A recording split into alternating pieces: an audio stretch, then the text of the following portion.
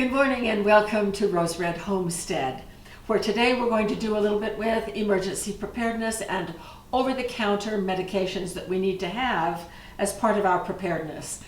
I need to explain to you that I have really debated about whether or not to even do this one. This is a touchy subject because I am not a medical doctor. I'm an academic doctor.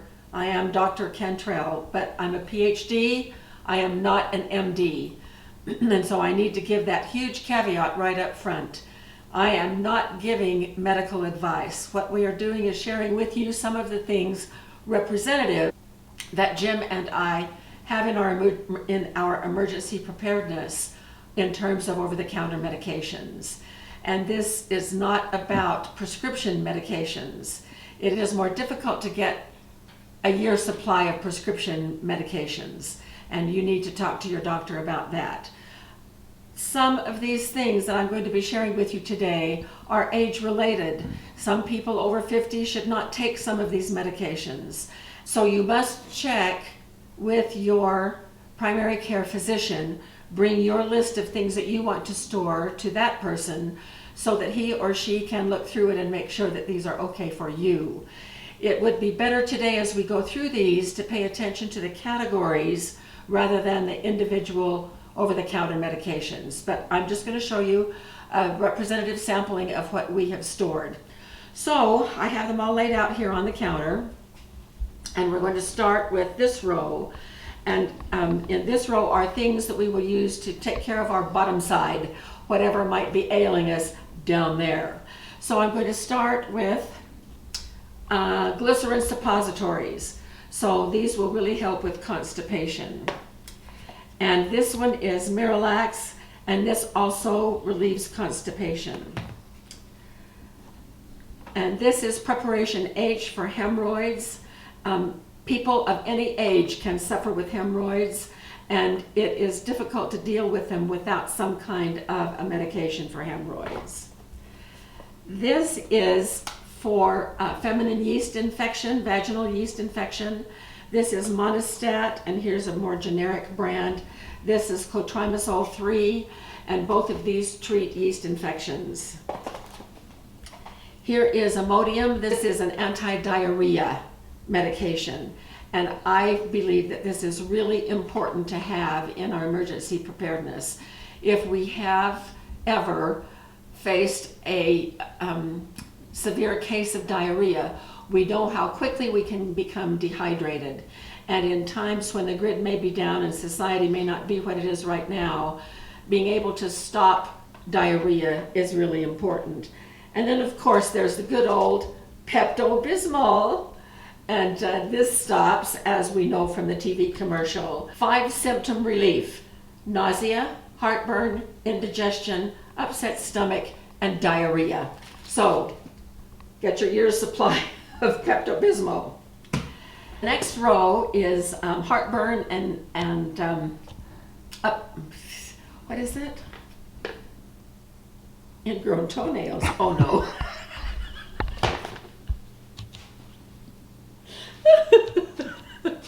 Okay. Okay. Just read it.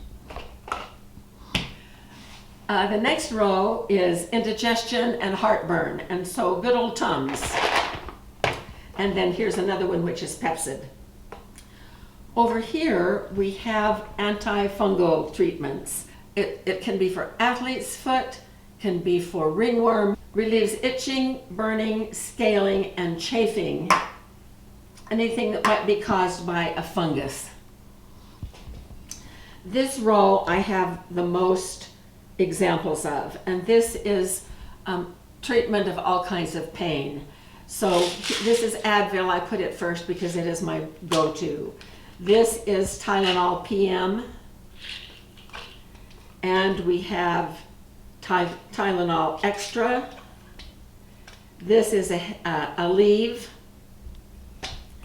This is a generic from Walgreens. Well, no, it's not a generic. It's aspirin, but it's generic Walgreens. This is Midol, pain from menstrual cramps. Now, we have this in our household because we have daughters and granddaughters who come visit us, and so this is for them. And this is another aspirin, headache relief, a generic, and Excedrin. I can't take Excedrin, it makes me upset to my stomach, but I'm glad that we have this because it might be needed in times of emergency for anyone else who might be staying in our household. Then the next row is for like when you catch a bad cold, and this is Robitussin. I've had 3 really bad colds since December, and upper respiratory infections actually, and the doctors said that there's nothing they can do with it except just to treat the symptoms. So I was treating my symptoms with Robitussin, so we have quite a bit of Robitussin on hand. Also there is Sudafed. This is one that you need to be sure that you check with your doctor that it is okay for you to have. And this is Tylenol, sinus and headache. And then for sore throats, Cepacol. Then for allergies, which are some of the same symptoms as over here, but if it is actually allergy, this is Benadryl. I love Benadryl and it's very inexpensive. This is Allegra. This is Zyrtec. Zyrtec is not cheap, but I'm on this right now, a half a tablet to help with my symptoms and so that I don't lose my voice and whatever. And then the last one here is called Waldram. It is a generic for Dramamine, and this is motion sickness. And so these are the categories of things that we are storing. It is not everything that we are storing, but it gives you an idea for you to start making up your own list. Everyone's list is going to be a little bit different and suited to their age and individual needs. And once again, I want to just remind you that I am not giving medical advice here. I'm showing you the categories that we are concerned about and some of the brand names that we have used. So I'm not going to publish this list at all.